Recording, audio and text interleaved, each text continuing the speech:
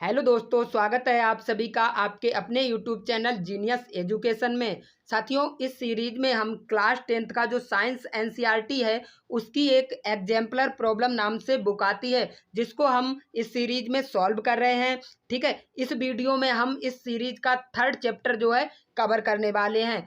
First and second chapter के video जो हैं मैं ऑलरेडी अपने चैनल पर अपलोड कर चुका हूं, जिसके लिए मैंने एक सेपरेट प्लेलिस्ट बना दी है। वहां पर जाकर आप सभी वीडियो को एक साथ देख सकते हैं। तो आइए साथियों, बिना किसी देरी के अपने टॉपिक को शुरू करते हैं। तो साथियों, हमारा फर्स्ट क्वेश्चन है, धातुएं निम्नलिखित में से कौन सा गुणधर्म नहीं दर्शाती हैं, यानी कि इनमें से कौन सा गुण जो है वो धातु का नहीं होता है। तो फर्स्ट ऑप्शन है हमारा विद्युत चालकता, यानी कि क्या धातुएं विद्युत की चालक होती हैं? तो जी बिल्कुल सही बात है, धातुएं जो हैं विद्युत की चालक होती हैं, साथ ही साथ ऊष्मा की भी चालक धातुएं होती हैं। ठीक है, अभी बात करें ध्वनिक प्रकृति। क्या धातुओं को बजाने पर कैसे, मतलब आपने किसी से मतलब एक लोहे की छड़ ली, उससे अगर धातु को मारा, ठीक है, तो इससे क्या होगी, उसमें ध्वनि उत्पन्न होती है। ठीक है, इसमें ध्वनिक प्रकृति भी पाई जाती है। अब बात करते हैं द्युतिहीनता, यानी कि द्युतिहीनता जिसे अंग्रेजी में हम बोलते हैं डलनेस। तो ये धातुओं का गुण नहीं होता, धातुओं में डलनेस नहीं पाया जाता है, अधातुओं में डलनेस पाया जाता है। किसमें? अधातुओं में। ठीक है, अभी बात करें तो यही हमारा जो सी ऑप्शन होगा करेक्ट आंसर हो जाएगा, क्योंकि हमसे पूछा था कौन सा गुणधर्म धातुओं का नहीं है। तो ये जो सी ऑप्शन है ये हमारा धातुओं का गुणधर्म नहीं है। अब तन्यता की बात करें तो साथियों, धातुओं का जो गुण होता है वो तन्यता भी होता है, यानी कि इनको खींचकर जो है लंबा किया जा सकता है, खींचकर लंबा किया जा सकता है। किसको? धातुओं को। जबकि अधातुओं में तन्यता का गुण नहीं पाया जाता। अगर मैं कुछ इम्पोर्टेंट धातु और अधातु के अंतर स्पष्ट करूं तो साथियों, धातुओं में क्या होती है, चमक पाई जाती है। क्या पाई जाती है? चमक। जबकि अधातुओं में चमक नहीं पाई जाती है। साथियों, अगर हम बात करें जो धातुएं होती हैं वो कठोर होती हैं, ठीक है, और अधातुएं कठोर नहीं होती। इसमें कुछ अपवाद हैं, जैसे कि आपने सोडियम ले लिया, ठीक है, और इसके अलावा पारा, क्या ले लिया? पारा ले लिया, ठीक है, Hg। ठीक है, ये जो दो धातुएं यह तरल अवस्था में पाई जाती हैं, लेकिन धातु हैं। ठीक है, अधिकांशतः धातुएं कैसी? कठोर होती हैं, जबकि दो अपवाद इसमें पाए जाते हैं। इसके बाद बात करें हम तन्यता का, तो इनमें तन्यता का भी गुण पाया जाता है धातुओं में, जबकि अधातुओं में तन्यता का गुण नहीं पाया जाता। साथियों, एक और इम्पोर्टेंट डिफरेंस बताऊं तो क्या होता है, इनका गलनांक उच्च होता है। किसका? धातुओं का गलनांक उच्च होता है, यानी अधिक होता है, जबकि जबकि अधातुओं का गलनांक कम होता है। ठीक है, और सबसे इम्पोर्टेंट इसका जो डिफरेंस ये है कि ये सामान्य ताप पर जो सभी धातुएं हैं वो ठोस अवस्था में पाई जाती हैं। ठीक है, और जबकि अधातुएं किस में पाई जाती हैं? द्रव और गैस अवस्था में पाई जाती हैं। लेकिन यहाँ पर जो है एक अपवाद है। अपवाद क्या है साथियों? पारा। पारा जो है सामान्य ताप पर भी तरल अवस्था में पाया जाता है, लेकिन पारा भी एक क्या है? धातु है, लेकिन तरल अवस्था में पाया जाता है। ठीक है, और जो हमारी धातुएं होती हैं वो हमने बता ही दिया, विद्युत की चालक होती हैं, ऊष्मा की भी चालक होती हैं, जबकि अधातुएं नहीं होती हैं। ठीक है, अभी बढ़ते हैं सेकंड क्वेश्चन पर। तो साथियों, सेकंड क्वेश्चन है हमारा, धातुओं के पतले तार खींचे जाने के गुण को क्या कहते हैं? अभी हमने बताया अगर तार को खींचकर लंबा किया जा सकता है, ठीक है, और यह गुण किसका है? धातु का है। ठीक है, अभी धातु के तार को खींचकर लंबा किया, यानी कि ये तान दिया। क्या कर दिया? तान दिया, मतलब तन्यता का गुण होता है। किसका गुण होता है? तन्यता का, यानी यहाँ पर भी हमारा ऑप्शन ए करेक्ट आंसर हो जाएगा। ठीक है, अभी बढ़ते हैं क्वेश्चन नंबर 3 की ओर। तो क्वेश्चन नंबर 3 है हमारा, खाना पकाने के बर्तन बनाने में एल्यूमीनियम काम आता है। एल्यूमीनियम के कौन से गुणधर्म इसके लिए उत्तरदायी हैं? यानी कि आप जो है खाना बनाने के लिए ये बर्तन बनाया आपने, किसका? एल्यूमीनियम का। अब आपने एल्यूमीनियम का ही बर्तन क्यों बनाया, इसके लिए ऐसे कौन से गुणधर्म हैं? तो साथियों, पहला ऑप्शन देखते हैं हम, क्या इसमें उच्च ऊष्मीय चालकता होती है? तो जी बिल्कुल होती है, क्योंकि साथियों हम क्या करना चाहते हैं, खाना पकाने के लिए उच्च ऊष्मा ही तो देना चाहते हैं, जिससे कि खाना जल्दी पक सके। ठीक है, तो ये उच्च ऊष्मीय चालकता का गुणधर्म रखती हैं। कौन? एल्यूमीनियम के बर्तन। ठीक है, अभी बात करें उच्च विद्युत चालकता का गुणधर्म। तो साथियों, विद्युत का तो कोई संबंध ही नहीं है यहाँ पे खाना पकाने से, ठीक है, तो ये कैंसिल हो जाएगा। इसके बाद बात करते हैं तन्यता का गुण, तो खाना पकाने में तन्यता का भी कोई गुण रोल नहीं रखता, ठीक है। इसके बाद बात करते हैं उच्च गलनांक की, तो हाँ साथियों एल्यूमिनियम का उच्च गलनांक होता है। क्यों? अब ये क्यों इससे संबंध उत्तरदायी क्यों है? क्योंकि साथियों आपने लिया मान लो प्लास्टिक का बर्तन, ठीक है, आपने रखा है स्टोव पे, वो तुरंत जल के क्या हो जाएगा, मतलब पिघल जाएगा, ठीक है, यानी गल जाएगा, यानी कि उसका गलनांक क्या है, कम है। लेकिन इसका गलनांक ज्यादा होता है। कितना होता है आपको पता है एल्यूमिनियम का गलनांक?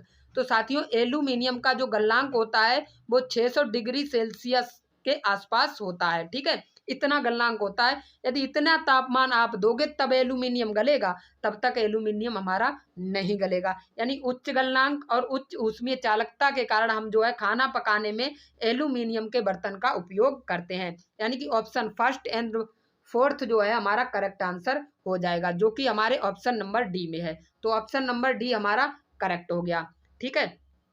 अभी बात करते हैं क्वेश्चन नंबर 4 की।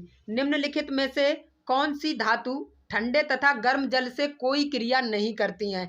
यानी कि इनमें से कौन सी धातु है जो ठंडे और गर्म जल से क्रिया नहीं करती है? तो साथियों इसके लिए आपको एक ट्रिक याद रखनी है, अल्फीजान।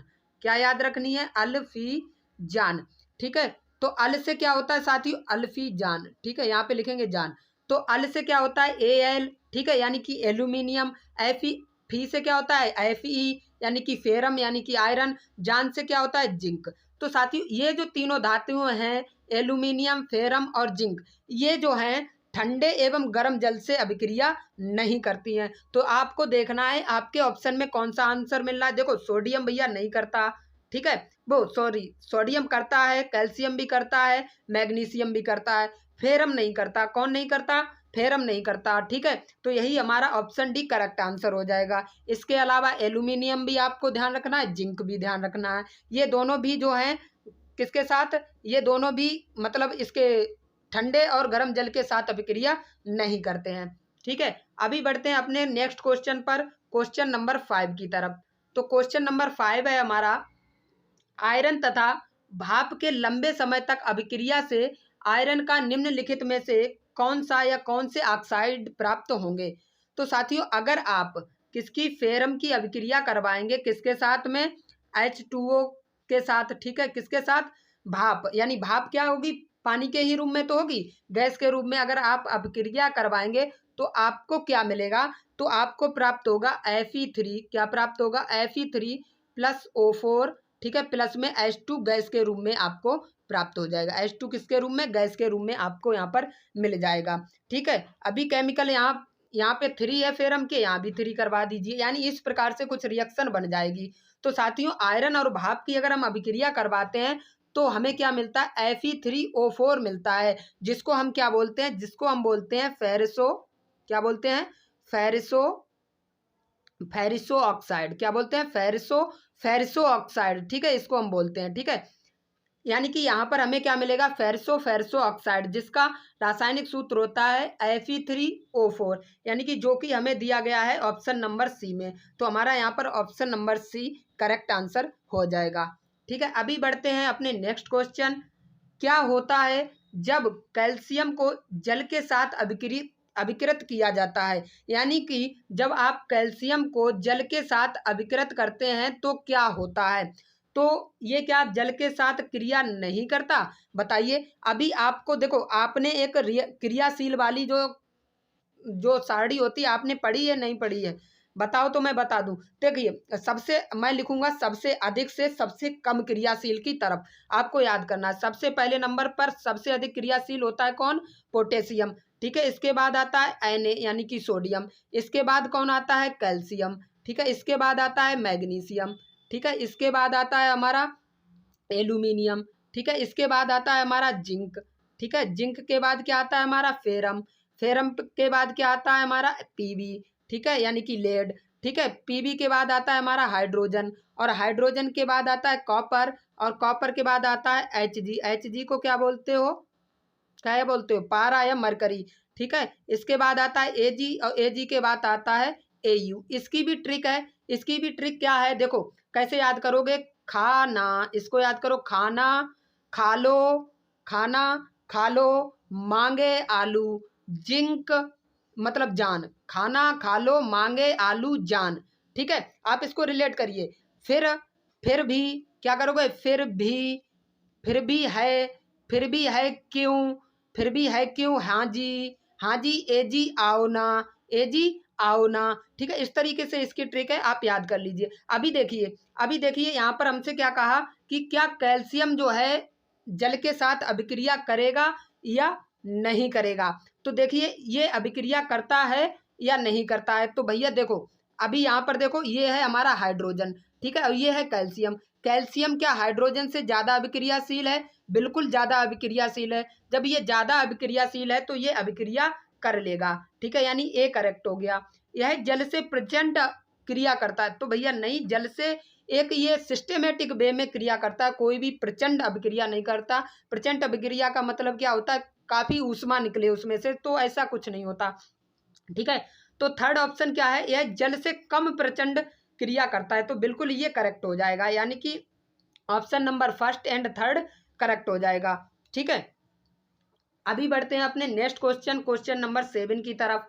ठीक है, धातुएं सामान्यतः अम्लों से क्रिया कर लवण तथा हाइड्रोजन गैस देती हैं। निम्नलिखित में से कौन सा अम्ल धातुओं Mn और Mg के अतिरिक्त से अभिक्रिया कर हाइड्रोजन गैस नहीं देता है?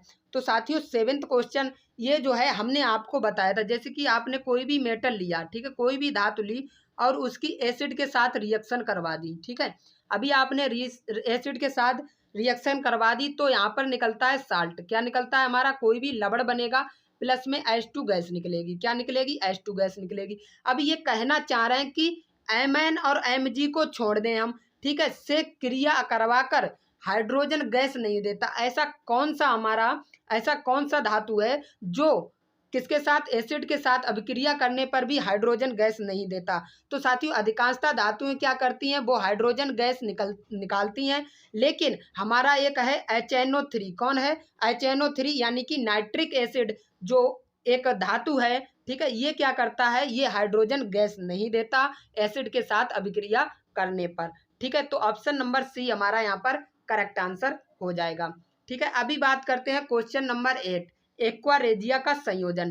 साथियों जो अभी हमने क्रियाशील की श्रेणी बताई थी वो याद कर लीजिए, वहां से क्वेश्चन एक ना एक क्वेश्चन बन रहा है। क्या बन रहा है कि कौन क्रियाशील अधिक है, कौन कम है, इसको मतलब बढ़ते क्रम में लगाओ या घटते क्रम में लगाओ, तो आप उसको याद कर लीजिए। ठीक है, क्या होता है? हमने देखो ट्रिक बताई है, आप एक बार नोट कर लीजिए। खाना, खा लो, मांगे आलू, जान, फिर भी है क्यों, एजी आ जाओ।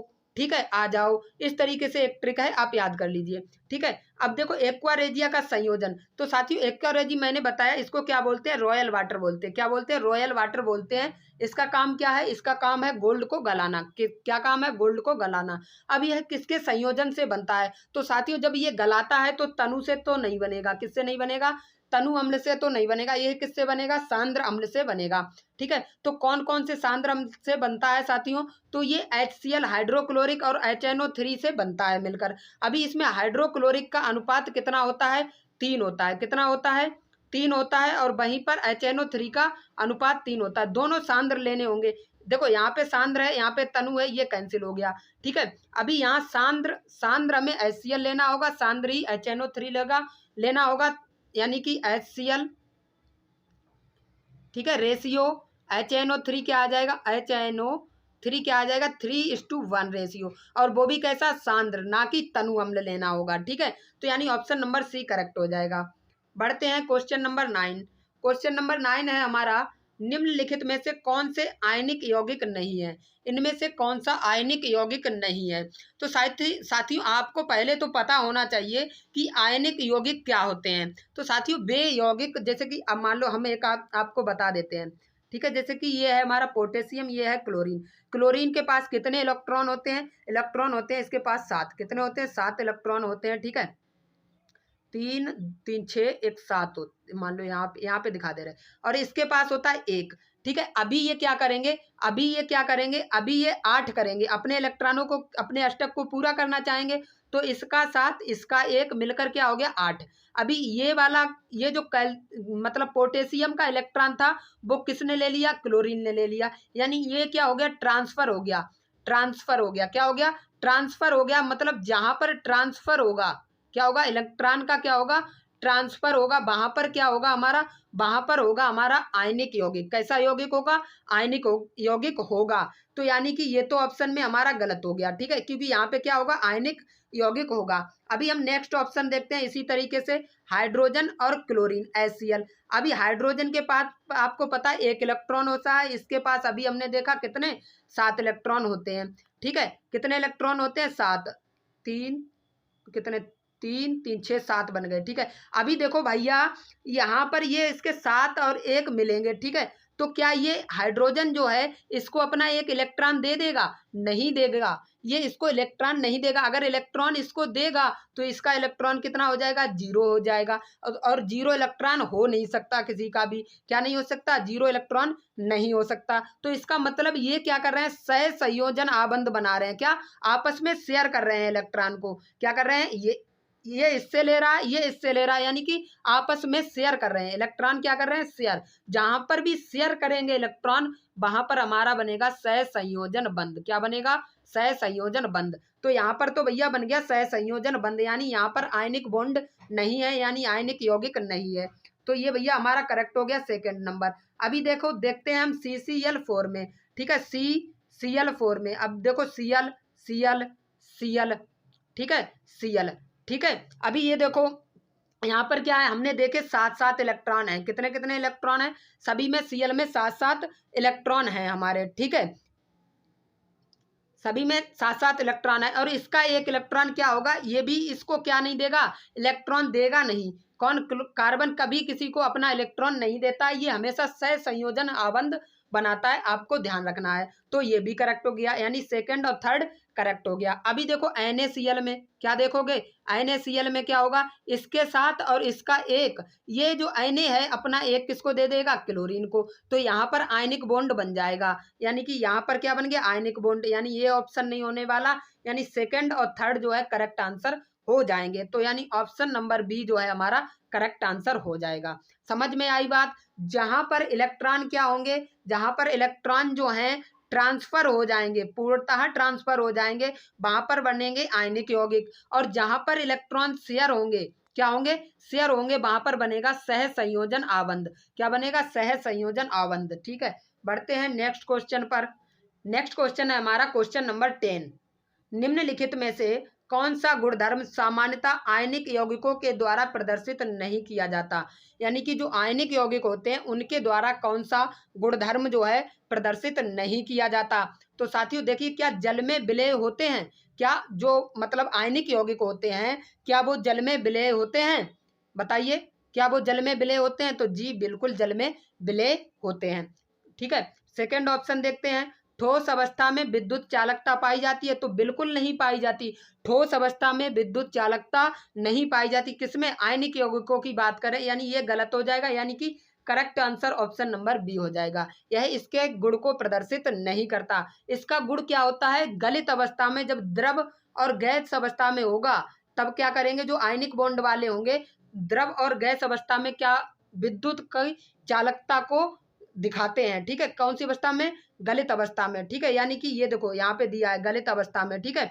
उच्च गलनांक एवं क्वथनांक होता है आयनिक यौगिकों का, यानी ऑप्शन नंबर यहाँ पर बी करेक्ट हो जाएगा। अभी देखते हैं हम क्वेश्चन नंबर 11। तो साथियों क्वेश्चन नंबर 11 है हमारा, निम्नलिखित में से कौन सी धातुएं प्रकृति में प्राकृत अवस्था में पाई जाती हैं, यानी कि इनमें से कौन सी धातुएं हैं जो प्रकृति में प्राकृतिक अवस्था में पाई जाती हैं। तो साथियों जो हमारा कॉपर होता है, ठीक है, कॉपर होता है, क्या ये प्रकृति में प्राकृतिक अवस्था में पाया जाता है, नहीं पाया जाता। जिंक भी नहीं पाया जाता, क्योंकि ये मिश्रित अवस्था में पाए जाते हैं, इनको हम बाद में रासायनिक अभिक्रिया के द्वारा प्राप्त करते हैं, ठीक है। जबकि जो हमारा Au यानी कि सोना और Ag यानी कि जो चांदी होती है, सोना और चांदी जो है प्रकृति में प्राकृतिक अवस्था में पाए जाते हैं, ये हमें सीधे प्राप्त होते हैं, ठीक है। यानी कि Au और Ag, यानी कि ऑप्शन नंबर सेकंड और फोर्थ किस में है, ऑप्शन नंबर सी में, यानी ऑप्शन नंबर 3 करेक्ट आंसर हो जाएगा, ठीक है। अभी बात करते हैं क्वेश्चन नंबर 12 की। तो क्वेश्चन नंबर 12 है हमारा, विभिन्न विधियों द्वारा धातुओं को परिष्कृत किया जाता है, निम्नलिखित में से कौन सी धातुओं को विद्युत परिष्करण द्वारा परिष्कृत किया जाता है, यानी कि इनमें से कौन सी धातुएं ऐसी हैं जो विद्युत विधि द्वारा परिष्कृत की जा सकती हैं। तो साथियों वही फिर से, यानी कि जो हमारा एयू होता है यानी कि सोना होता है, इसको हम विद्युत विधि द्वारा परिष्कृत कर सकते हैं, विद्युत विधि द्वारा इसको क्या कर सकते हैं, परिष्कृत कर सकते हैं। ठीक है, तो ऑप्शन ए तो करेक्ट हो गया। क्या हम कॉपर को, जी बिल्कुल, कॉपर को भी हम विद्युत विधि के द्वारा जो है इसको भी परिष्कृत कर सकते हैं, कॉपर को भी और एयू को भी। ठीक है, विद्युत विधि के द्वारा परिष्कृत कर सकते हैं। जबकि सोडियम और जो पोटेशियम होते हैं ये हमारे विद्युत के कुचालक होते हैं। ठीक है, इनको हम विद्युत विधि के द्वारा परिष्कृत नहीं कर सकते। तो यहाँ पर हमारा फर्स्ट और सेकंड करेक्ट हो जाएगा, यानी ऑप्शन नंबर ए करेक्ट हो जाएगा। ठीक है, बढ़ते हैं नेक्स्ट क्वेश्चन, क्वेश्चन नंबर 13। वायु में लंबे समय तक उद्भासन से सिल्वर की वस्तुएं काली हो जाती हैं, यह निम्नलिखित में से किसके बनने के कारण होता है। यानी कि वायु में जो है लंबे समय तक अगर कोई वस्तु रखी जाती है तो क्या होता है, तो वो जो है उद्भासन से काली हो जाती है। जैसे कि एजी लिया आपने, ठीक है, एजी लिया, अभी एजी को आपने जो है वायु के मतलब संपर्क में लंबे समय तक रख दिया, ठीक है, तो वो कैसी पड़ जाती है, काली पड़ जाती है। ठीक है, जब काली पड़ जाती है तो ये किसके कारण काली पड़ती है, तो साथियों ये पड़ती है सल्फर डाइऑक्साइड के कारण। किसके कारण, सल्फर के कारण जो है काली पड़ जाती है, यानी कि Ag2S के कारण। किसके, Ag2S के कारण, यानी यहाँ पर ऑप्शन नंबर सी हमारा करेक्ट हो जाएगा। ठीक है, अभी बढ़ते हैं क्वेश्चन नंबर 14 पर। तो क्वेश्चन नंबर 14 हमारा दिया गया है, किसकी पतली परत के लेपन के द्वारा आयरन को जंग से बचाने के लिए गैल्वेनीकरण एक विधि है। मोस्ट इंपॉर्टेंट क्वेश्चन है। ठीक है, किसकी परत चढ़ाई जाती है आपको पता ही होगा, ये तो सभी बच्चे कमेंट में बताएंगे, इसका आंसर कमेंट में बताएंगे, इसका आंसर मैं नहीं बता रहा क्योंकि ये बहुत ही सिंपल क्वेश्चन है। इसको आप लोग जो है कमेंट बॉक्स में कमेंट करके बताएंगे। क्वेश्चन नंबर 14 लिख के लिखेंगे ABCD, कौन सा ऑप्शन इसका करेक्ट आंसर है। ठीक है, अभी बढ़ते हैं क्वेश्चन नंबर 15 पर। तो साथियों क्वेश्चन नंबर 15 है हमारा, हमारे जीवन के लिए स्टेनलेस स्टील एक उपयोगी पदार्थ है। जो स्टील है वो हमारे लिए एक उपयोगी पदार्थ के रूप में होती है। ठीक है, स्टेनलेस स्टील में आयरन को किन के साथ मिश्रित किया जाता है। जो स्टेनलेस बनाई जाती है उसमें फेरम को किसके साथ जो है मतलब बनाया जाता है, किसके साथ मिलाकर बनाया जाता है, तो एनआई तथा क्रोमियम यानी कि Cr को मिलाकर जो है हमारा स्टेनलेस जो स्टील होती है वो बनाई जाती है, यानी यहाँ पर हमारा ऑप्शन नंबर ए करेक्ट हो जाएगा। अभी बढ़ते हैं हम अपने नेक्स्ट क्वेश्चन की तरफ, क्वेश्चन नंबर 16। तो साथियों क्वेश्चन नंबर 16 है हमारा, यदि कॉपर को वायु में खुला रखा जाता है तो यह अपनी चमकीली भूरी सतह को खो देता है तथा हरे रंग की परत प्राप्त करता है, यह किसके निर्माण के कारण होता है। तो साथियों इसमें किसका निर्माण हो जाता है, इसमें निर्माण हो जाता है CuCO3 का निर्माण हो जाता है, यानी कि यहाँ पर हमारा ऑप्शन नंबर बी करेक्ट हो जाएगा।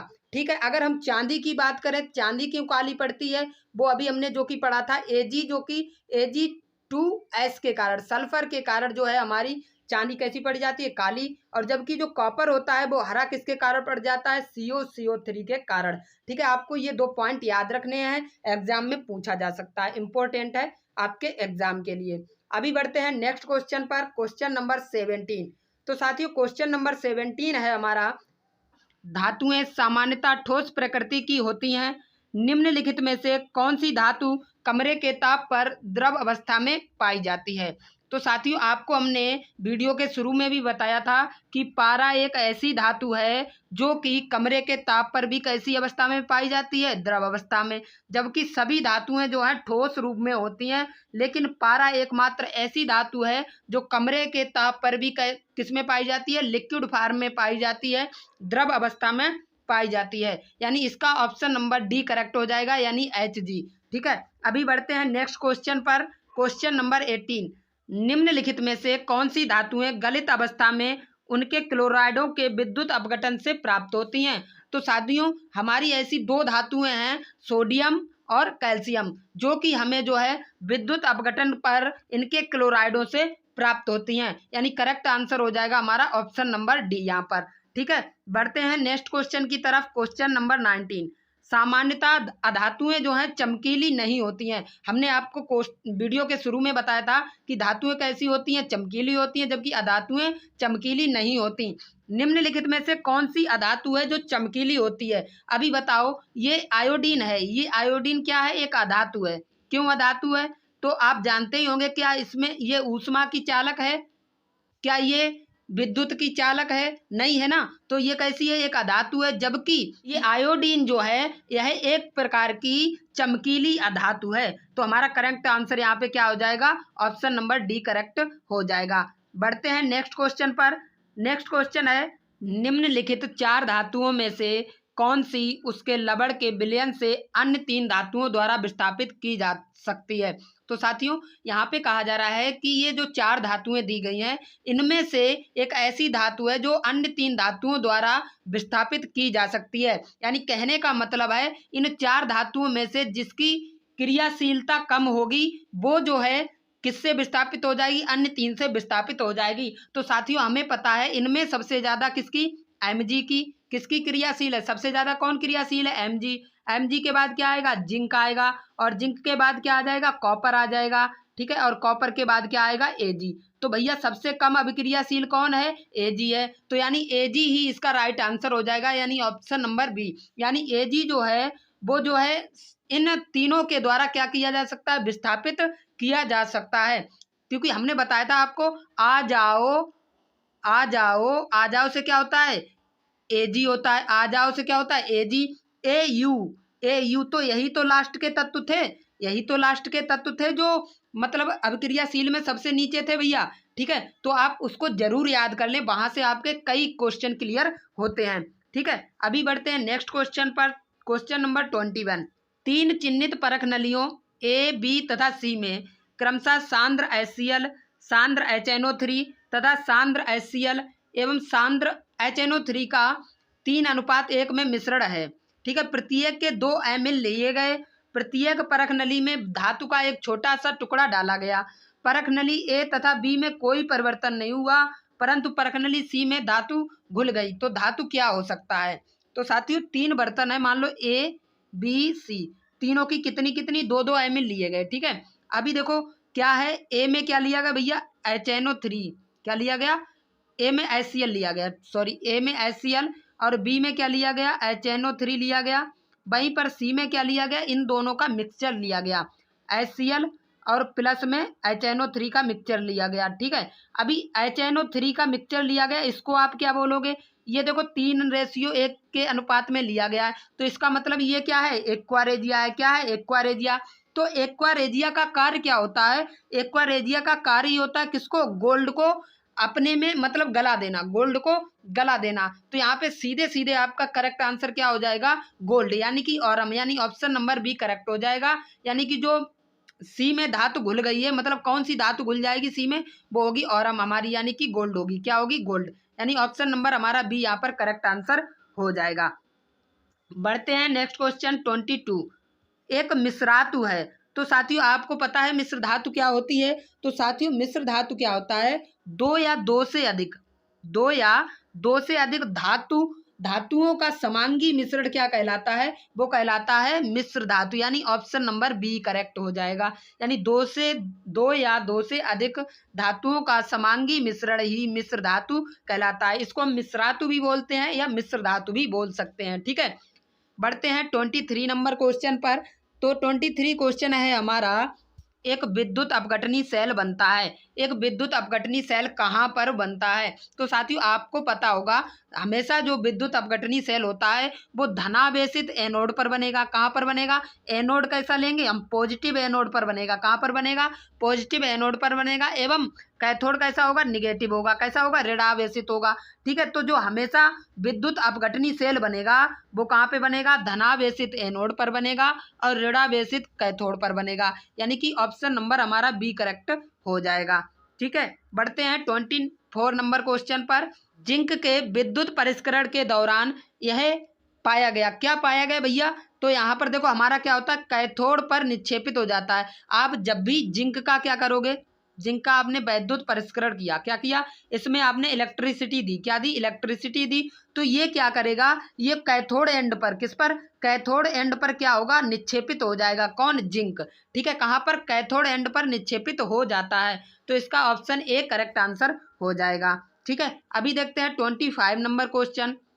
तो 25 क्वेश्चन है हमारा, एक तत्व ए मुलायम है तथा इसे चाकू से काटा जा सकता है, यह वायु के प्रति अत्यधिक क्रियाशील है तथा वायु में खुला नहीं रखा जा सकता, यह जल के साथ प्रचंड अभिक्रिया करता है, निम्नलिखित में से उस धातु को पहचानिए। यानी कि जो ए धातु है वो कैसी है, बहुत ही मुलायम धातु है, कैसी धातु है, मुलायम धातु है। ठीक है, और ये क्या करती है, ये जल के साथ प्रचंड अभिक्रिया भी करती है। तो साथियों इसके देखो, इसका सूत्र क्या होता है हमारा, जो हमने बताया था आपको, ली, ना और का। ठीक है, अभी यहाँ पर इसकी ट्रिक यही है हमारी कि ली, ना, का, तो जल के साथ प्रेजेंट अभिक्रिया कौन करता है, Na, कौन करता है, Na, यानी ऑप्शन नंबर हमारा बी करेक्ट हो जाएगा। यहाँ पर देखो, ना तो हमारा लिथियम है ना पोटेशियम है, ठीक है, तो यहाँ पर हमारा क्या है, Na, जो कि हमारा करेक्ट आंसर हो जाएगा। देखो यही तो हमारी मुलायम धातु है, सबसे लिथियम, सोडियम एंड पोटेशियम, ये सबसे मुलायम धातु हैं। ठीक है,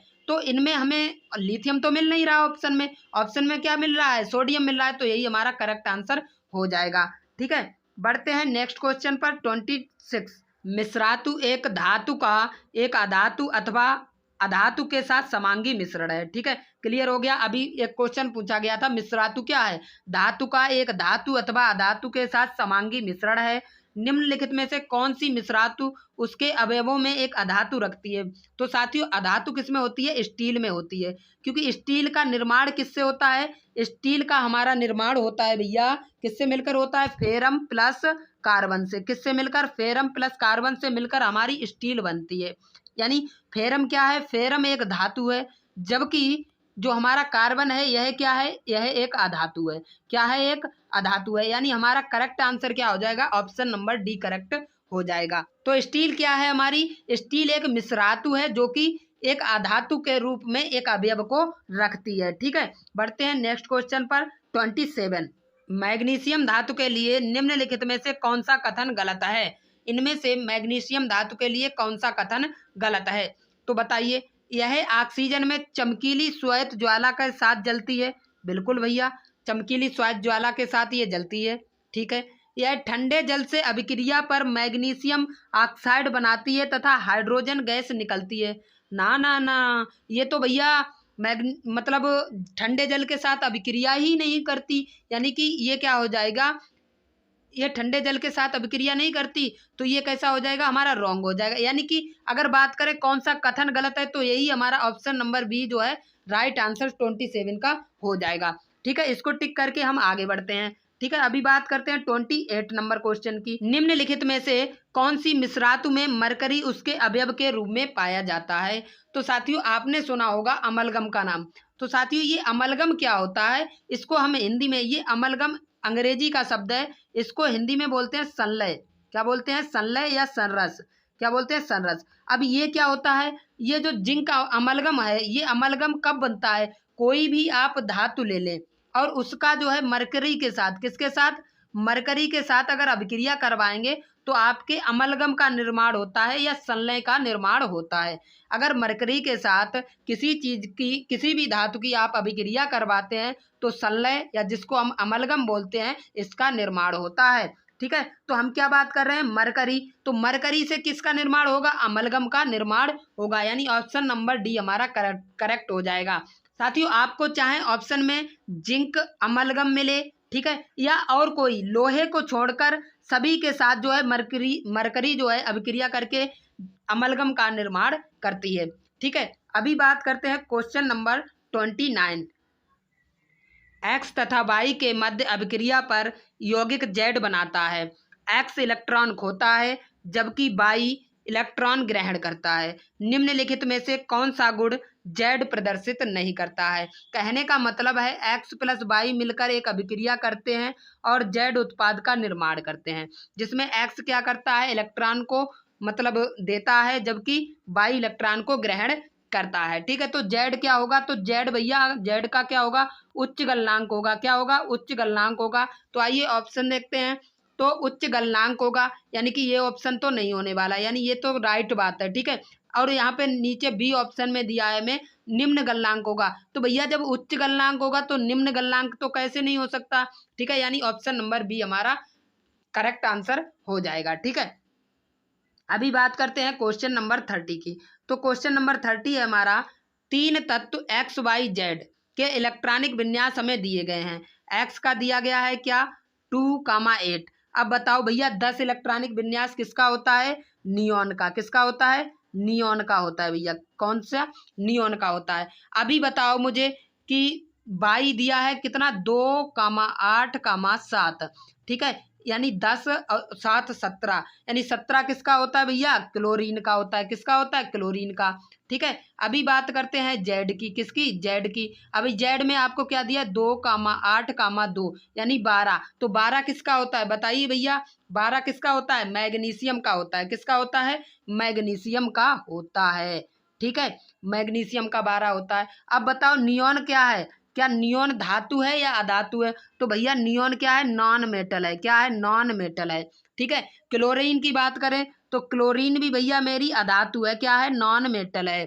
ठीक है, वहीं पर हम मैग्नीशियम की बात करें तो मैग्नीशियम क्या है, हमारी मेटल है। क्या है, मेटल है। अभी ऑप्शन पे आते हैं, एक्स क्या एक धातु है, तो एक्स तो भैया मेरी अधातु है, यानी ये तो हो गया गलत। क्या हो गया, गलत। अब बताओ बाई एक धातु है, तो बाई भी मेरी क्या है, नॉन मेटल है, यानी कि अधातु है। ये भी ऑप्शन हो गया गलत। क्या जेड एक अधातु है, तो भैया हाँ, नहीं नहीं सॉरी सॉरी, जेड भी क्या है, जेड हमारी मेटल है। क्या है, जेड मेटल है, यानी ये भी गलत हो गया। यानी कि यहाँ पर हमारा ऑप्शन डी करेक्ट होने वाला है। अब देखिए बाई अधातु है, तो भैया बाई अधातु है, तथा जेड एक धातु है, तो भैया जेड हमारी क्या है, एक मेटल है। अभी हमने देखा। ठीक है, तो बाई क्या है, अधातु है, जेड एक धातु है। ठीक है, यानी ऑप्शन नंबर डी करेक्ट हो गया। बढ़ते हैं नेक्स्ट क्वेश्चन पर। 31, धातुएं सामान्यतः क्षारीय ऑक्साइड बनाती हैं, निम्नलिखित में से कौन सी धातु एक उभयधर्मी ऑक्साइड बनाती है। तो साथियों इसकी भी ट्रिक है। इसकी ट्रिक क्या है, अलजान। क्या है, अलजान कह लो या आलू जान कह लो। क्या कह लो, अलजान कह लो या आलू जान कह लो। अल से क्या हो जाएगा, एल, और जान से क्या हो जाएगा, जिंक हो जाएगा। यानी कि एल मतलब एल्यूमिनियम और जिंक दो ऐसी क्षारीय पदार्थ हैं जो कि उभयधर्मी ऑक्साइड को बनाते हैं। तो ऑप्शन में हमारा क्या मिल रहा है भैया, ऑप्शन में मिल रहा है हमारा एल्यूमिनियम। तो हम सी को करेक्ट करके चलेंगे। ठीक है, जिंक भी एक ऐसी अधातु है, मतलब धातु है जो कि क्षारीय ऑक्साइड बनाती है। ठीक है, अभी बात करते हैं क्वेश्चन नंबर 32, सामान्यतः अधातु विद्युत के चालक नहीं होते हैं, निम्नलिखित में से कौन सी विद्युत का अच्छा चालक है। अभी आपको क्या पता है कि जो हमने बताया था शुरू में, धातु क्या होती है, विद्युत की चालक होती है। धातु कैसी होती है, चालक, जबकि अधातु क्या होती है, कुचालक। ठीक है, लेकिन एक अधातु ऐसी है जो विद्युत की अच्छी चालक है। तो साथियों आप सभी को भी पता होगा, ग्रेफाइट एकमात्र ऐसी अधातु है जो कि विद्युत की अच्छी चालक है। ठीक है, तो हमारा ऑप्शन नंबर बी यहाँ पर करेक्ट आंसर हो जाएगा। ठीक है, अभी बढ़ते हैं नेक्स्ट क्वेश्चन पर। Question number 33। ठीक है, विद्युत तारों पर विद्युत रोधी पदार्थ की एक परत होती है, सामान्यतः उपयोग में लिए जाने वाला यह पदार्थ है। तो साथियों जो हमारे विद्युत तार होते हैं इन पे सामान्यतः किसकी परत चढ़ी होती है, तो इन पे चढ़ी होती है पीबीसी की परत। ठीक है, पीबीसी की। तो इनको हम क्या बोलते हैं, इनको बोलते हैं पोलीवाइन क्लोराइड। क्या बोलते हैं, इसकी फुल फॉर्म होती है पोलीवाइन क्लोराइड।